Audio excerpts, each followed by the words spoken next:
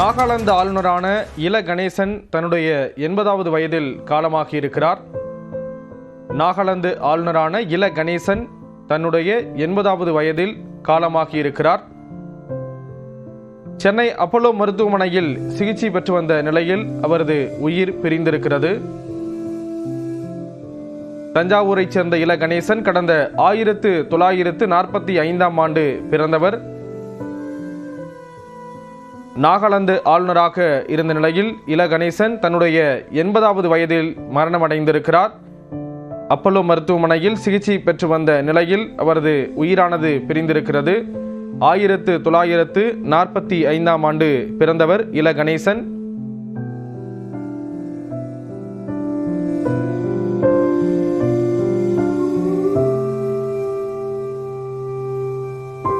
நாகாலாந்து ஆளுநரான இல கணேசன் தன்னுடைய 80வது வயதில் சென்னை அப்போலோ மருத்துவமனையில் சிகிச்சை பெற்று வந்த நிலையில் மரணமடைந்திருக்கிறார். விவரங்களை செய்தியாளர் கோகுல் வழங்க கேட்கலாம். கோகுல், விவரங்களை பகிர்ந்துக்கலாம். நாகாலாந்து ஆளுநர் இல கணேசன் தற்பொழுது சிகிச்சை பலனின்றி அப்போலோ மருத்துவமனையில் அவருடைய உயிர் பிரிந்திருக்கிறது.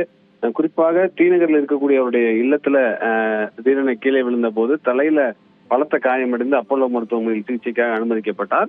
அங்கு அவருக்கு அறுவை சிகிச்சை செய்யப்பட்டு தொடர் சிகிச்சையானது அளிக்கப்பட்டது. தொடர்ந்து இல கணேசனுக்கு சிகிச்சை அளிக்கப்பட்ட நிலையில இன்று சிகிச்சை பலனின்றி அவர் உயிரிழந்திருப்பதாக அப்போலோ மருத்துவமனை அதிகாரப்பூர்வமாக அறிவித்திருக்கிறது. இல கணேசன் நாகாலாந்து ஆளுநராக தற்பொழுது பணியாற்றி வருகிறார். தஞ்சாவூர் சொந்த ஊராக கொண்டவர். பாஜகவில் தொடர்ந்து பல்வேறு பொறுப்புகளை வகித்தவர். பாஜகவுடைய மூத்த தலைவராக இருந்தார். பாஜகவுடைய தேசிய துணைத் தலைவராகலாம் இருந்திருக்கார்.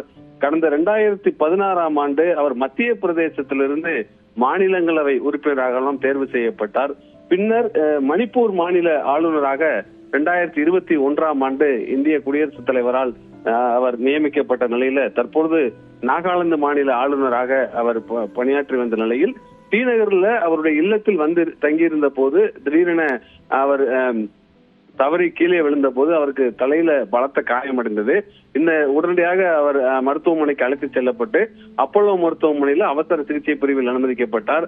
அங்கு அவருக்கு அறுவை சிகிச்சை எல்லாம் செய்யப்பட்டது. தொடர்ந்து அன்கான்சியஸ் நிலையில இருந்த நிலையில தற்பொழுது அவருடைய சிகிச்சை பலனின்றி அவர் உயிரிழந்திருப்பதாக அதிகாரப்பூர்வமாக அப்போலோ மருத்துவமனை அறிவித்திருக்கிறது. பாஜகவுடைய ஒரு மூத்த அரசியல் தலைவராக இருந்தவர். அனைத்து கட்சி தலைவர்களோடு அன்பு பாராட்டியவர் இல கணேசன். தொடர்ந்து பாஜகவுடைய தேசிய தலைமைக்கு நம்பிக்கை உரியவராக இருந்த ஒரு நபர். RSS உடைய பின்பலத்தோடு அரசியலில் பணியாற்றிய இல கணேசன் டெல்டா மாவட்டமான தஞ்சாவூர் மாவட்டத்தை சொந்த ஊராக கொண்டு சென்னையிலேயே குடியேறி சென்னையில் இருந்து பணியாற்றினார். 2 முறை நாடாளுமன்ற தேர்தலில் போட்டியிட வாய்ப்பு பெற்றார்.